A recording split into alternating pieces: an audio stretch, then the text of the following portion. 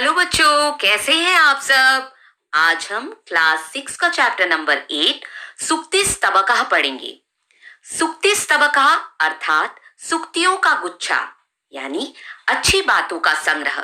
तो चलिए शुरू करते हैं आज का पाठ सुक्तिस्तबकः। उद्यमेन हि सिद्ध्यन्ति कार्याणि न मनोरथैः, न हि सुप्तस्य सिंहस्य प्रविशन्ति मुखे मृगाः।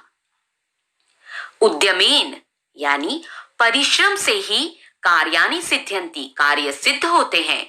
न मनोरथे, मन की इच्छा से नहीं। न ही सुप्तस्य सिंहस्य प्रविशन्ति मुखे मृगाः, जैसे सोए हुए शेर के मुंह में अपने आप यानी स्वयं मृगाः पशु प्रवेश नहीं करते। अर्थात शेर को भी अपना शिकार करना पड़ता है। अपनी भूख मिटाने के लिए पशु का शिकार करके शेर अपना पेट भरता है।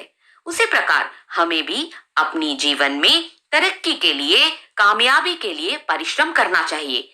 यदि हम परिश्रम करेंगे तो हमारे सारे कार्य अपने आप पूरे हो जाएंगे।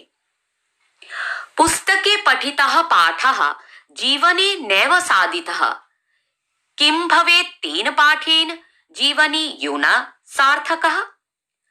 पुस्तक में पढ़े हुए पाठ यानी ज्ञान को जीवने नैव साधिता, यदि जीवन में उपयोग नहीं किया जाए, किम भवेत् तेन पाठेन, तो उस पाठ को पढ़ने से क्या लाभ, जीवने यो न सार्थकः, जो जीवन में सार्थक ना हो।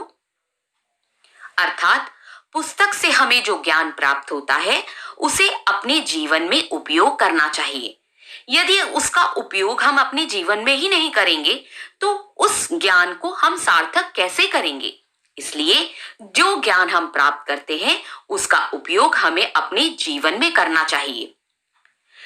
प्रिय वाक्य प्रदानेन सर्वे तुष्यन्ति मानवाः, तस्मात् प्रियम ही वक्तव्यम वचने का दारिद्रता। प्रिय वाक्य बोलने से सभी मानवाः तुष्यन्ति, सभी मनुष्य प्रसन्न होते हैं। तस्मात् इसलिए प्रियम ही वक्तव्यम, हमें प्रिय अर्थात मधुर वाणी बोलनी चाहिए।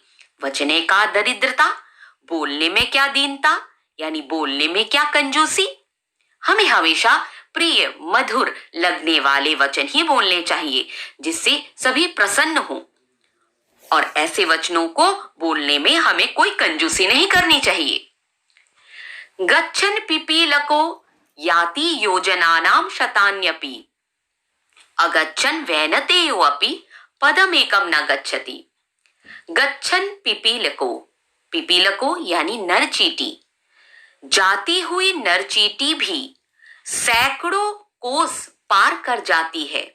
अगच्छन् न जाता हुआ, वैनतेय अर्थात गरुड़, न जाता हुआ गरुड़ पदमेकम अपि न गच्छति, एक कदम भी नहीं जा पाता। अर्थात छोटी सी चींटी अगर चलती है तो सैकड़ों कोस पार कर जाती है। यानी यदि हम जीवन में रुक जाएंगे तो हमारे कार्य कभी सफल नहीं हो पाएंगे। जैसे गरुड़ अगर नहीं चलेगा, इतना विशाल पक्षी होने के बावजूद अगर वो अपना कदम नहीं बढ़ाएगा तो आगे नहीं बढ़ सकता। लेकिन एक छोटी चींटी भी मेहनत से आगे बढ़ेगी तो वो सैकड़ों योजन पार कर जाएगी। उसी तरह हमें भी जीवन में कामयाब होने के लिए हमेशा आगे बढ़ना चाहिए ताकि हम अपने जीवन में तरक्की करें, कामयाबी ले। काकः कृष्णः पिकः कृष्णा, को भेदः पिक काकयो, वसंत समय प्राप्ते काका काकः पिकः पिकः। कौवा काला, पिकः कोयल काली, को भेदा पिक काकयो, कोयल और कौवे में क्या अंतर होता है। वसंत समय प्राप्ते, वसंत का समय आने पर काका काका, कौवा कौवा ही होता है, पिकः पिकः, कोयल कोयल ही होती है। अर्थात वसंत के समय में कोयल और कौवे की आवाज से हम पहचान लेते कि ये कौवा है और ये कोयल। यहां हमने अपना चैप्टर कंप्लीट कर लिया। आगे हम अभ्यास कार्य करेंगे। तो शुरू करते हैं। पहला प्रश्न, सर्वान श्लोकान सस्वरम गायत, सभी श्लोकों को सस्वर गाइए। दूसरा, श्लोकांशान योजयत, श्लोकों के अंशों को जोड़िए। एक अंश क भाग में दिया हुआ है, दूसरा ख भाग में, हमें दोनों को जोड़कर लिखना है। पहला, तस्मात् प्रियम ही वक्तव्यम, वचने का दरिद्रता, इसलिए प्रिय ही बोलना चाहिए, बोलने में क्या दीनता। दूसरा, गच्छन पिपीलको याति योजनानाम शतान्यपि, चलती हुई नरचीटी भी सैकड़ों योजन पार कर जाती है। प्रिय वाक्य प्रदानेन सर्वे तुष्यन्ति जंतवः, प्रिय वाक्य बोलने से सभी मनुष्य प्रसन्न होते हैं। किम भवेत तेन पाठेन जीवने यूना सार्थका, उस पाठ को पढ़ने से क्या लाभ, जीवन में जो सार्थक ना हो। काकः कृष्णा पिकः कृष्णः, को भेदा पिक काकयो, कौवा काला कोयल काली, कोयल और कौवे में क्या अंतर है। अगला प्रश्न, प्रश्नानाम उत्तराणि लिखत, प्रश्नों के उत्तर लिखिए। पहला प्रश्न है, सर्वे जंतवः केन तुष्यन्ति, सभी मनुष्य किससे प्रसन्न होते हैं। सर्वे जंतवः प्रिय वाक्य प्रदानेन तुष्यन्ति, सभी मनुष्य प्रिय वचन बोलने से प्रसन्न होते हैं। पिक काकयो भेदा कदा भवति, कोयल और कौवे का अंतर कब होता है।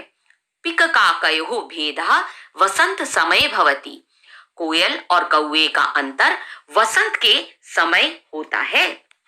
कह गच्छन योजनानाम शतान्यपि याति, कौन चलता हुआ सैकड़ों योजन पार कर जाता है।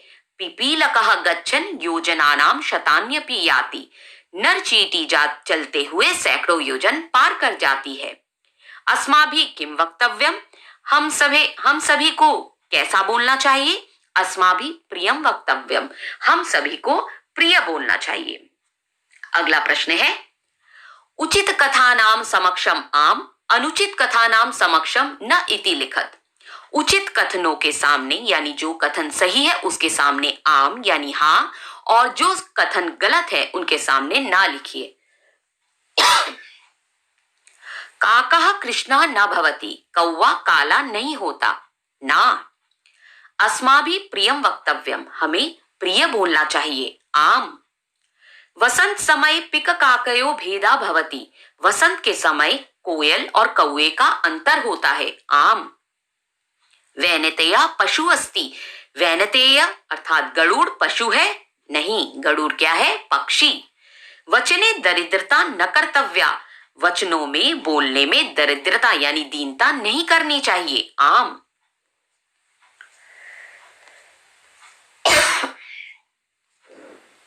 अगला प्रश्न है, मंजूषाथा समानार्थकानि पदानि चित्वा लिखत, मंजूषा से समानार्थक पदों को चुनकर लिखिए। पहला, वचने, वचने यानी बोलने में, समानार्थक शब्द कथने। वैनतेय गरुड़ः, पुस्तके ग्रंथे, उद्यमेन परिश्रमेण, पिकः कोकिलः। अगला प्रश्न है, विलोम पदानि योजयत, विलोम पदों को जोड़िए। सार्थकः यानी उपयोगी, जिसका विलोम क्या है, निरर्थकः अनुपयोगी। कृष्णः काला, विलोम श्वेतः सफेद। अनुक्तम न कहा हुआ, उक्तम कहा हुआ।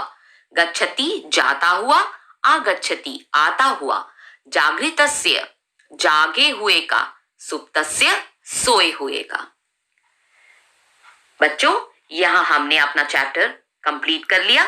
जैसे कि आपको पता है कि पाठ के अंत में हिंदी अनुवाद लिखित रूप में आपको दिया जाता है, तो इस पाठ में भी लिखित रूप से आपको सभी श्लोकों का अनुवाद दिया गया है।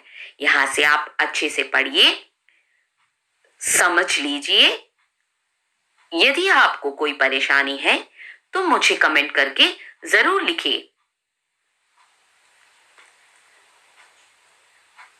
और जैसा आप सभी जानते हैं, यदि आपको मेरा पढ़ाया हुआ पाठ अच्छा लगा तो मेरे चैनल को लाइक, सब्सक्राइब और शेयर जरूर कीजिए। मिलेंगे अगले चैप्टर में, तब तक के लिए बाय बाय।